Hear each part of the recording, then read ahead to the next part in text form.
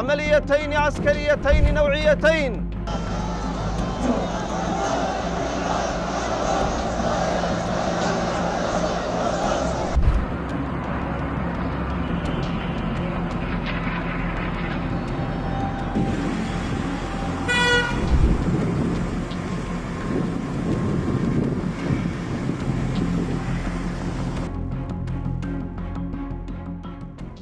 हूतियों ने ऐलान किया है कि या तो सऊदी अरब खुद ब खुद यमन से निकल जाए, नहीं तो हूती खुद उसे यमन की धरती से जड़ से उखाड़कर फेंक देगा।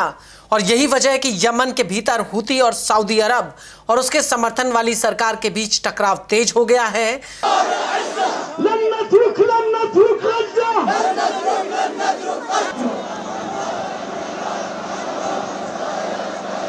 दरअसल यमन की अंतर्राष्ट्रीय मान्यता प्राप्त सरकार को सऊदी अरब लगातार सैन्य और आर्थिक मदद दे रहा है, जबकि राजधानी सना के ऊपर हूतियों का कब्जा है।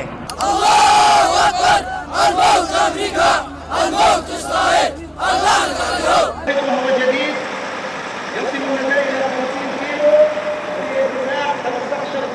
और अब हूतियों ने यमन की इसी सरकार के ऊपर ताबड़तोड़ कार्रवाई शुरू कर दी है। दरअसल हूती लड़ाकों ने सऊदी के समर्थन वाली यमन सरकार की सेना पर मिसाइलों और ड्रोन्स का जत्था फायर किया है। हूती ने यह कार्रवाई यमन के मोखा बंदरगाह के ऊपर की है।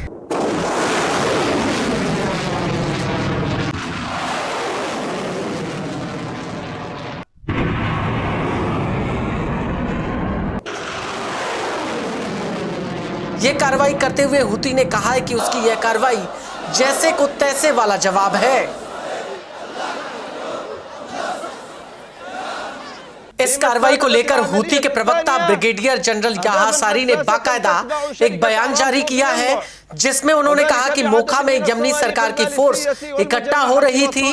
रिपोर्ट के मुताबिक मारिब प्रांत में सऊदी के अधिकारी और उसके सैनिक भी इकट्ठा हो रहे थे, जिनके ऊपर हैवी और मध्यम हथियारों से निशाना साधा गया। हूती से जुड़ी मीडिया के मुताबिक हूती ने इस कार्रवाई में एक सीक्रेट हथियार डिपो को भी उड़ा दिया है, जिसका इस्तेमाल हूती के खिलाफ होना था। हूती के सूत्रों का कहना है कि हूती के लड़ाके सऊदी की किसी भी आवाजाही और सैन्य जमावड़े पर पैनी नजर बनाए हुए हैं, और ऐसे में हम चेतावनी देते हैं कि ना तो वो हमारी मिसाइलों से बच पाएंगे और ना ही ड्रोन से। हूती मीडिया का कहना है कि मारिब प्रांत में यमनी सरकार द्वारा सऊदी के सैनिकों को इकट्ठा किया जा रहा था।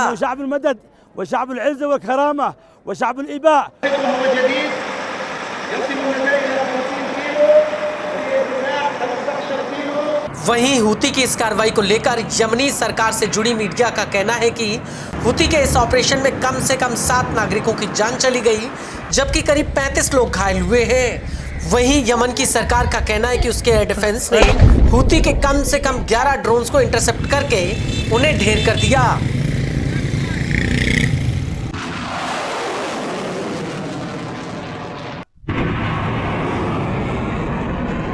आपको बता दें कि हूती ने इस ऑपरेशन का एक वीडियो भी रिलीज किया है, जिसमें एक के बाद एक मिसाइलें और ड्रोन लॉन्च होते हुए नजर आ रहे हैं।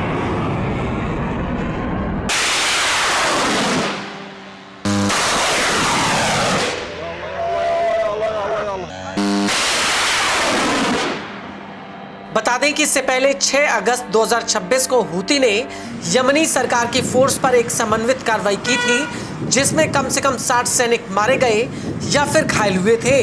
न्यूज एजेंसी AFP ने यह जानकारी दी थी।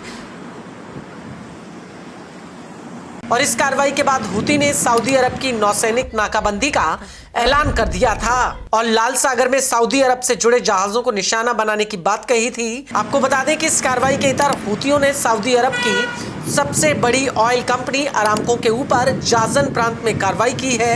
बता दें कि अरामको के तेल डिपो दक्षिणी सऊदी अरब में स्थित हैं।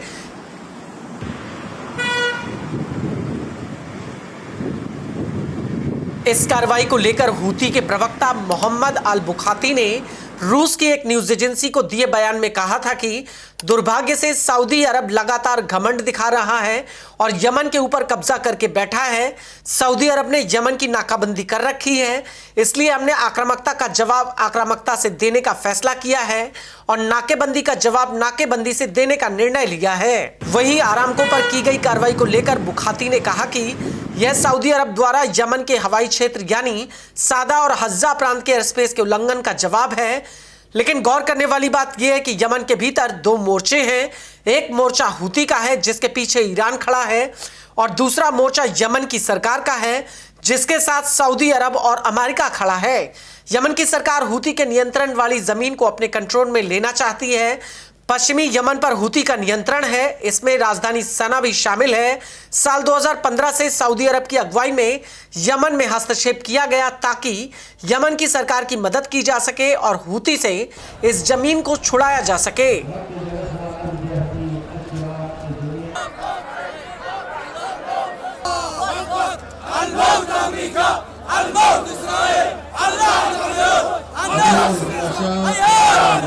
लेकिन दोनों पक्षों के बीच ये टकराव अप्रैल 2022 में कम हो गया था, क्योंकि इसी दौरान संयुक्त राष्ट्र की मध्यस्थता में दोनों के बीच एक समझौता हुआ था जो आधिकारिक रूप से अब अक्टूबर 2025 में खत्म हो चुका है।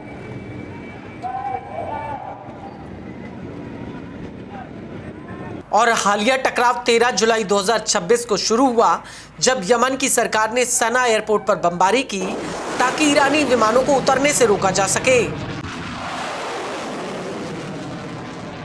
इस एयरपोर्ट पर हूती का एक प्रतिनिधिमंडल ईरानी विमान से लैंड करने वाला था, लेकिन ऐन पहले सऊदी ने यमन की सरकार के साथ मिलकर इस एयरपोर्ट के रनवे को नष्ट कर दिया था।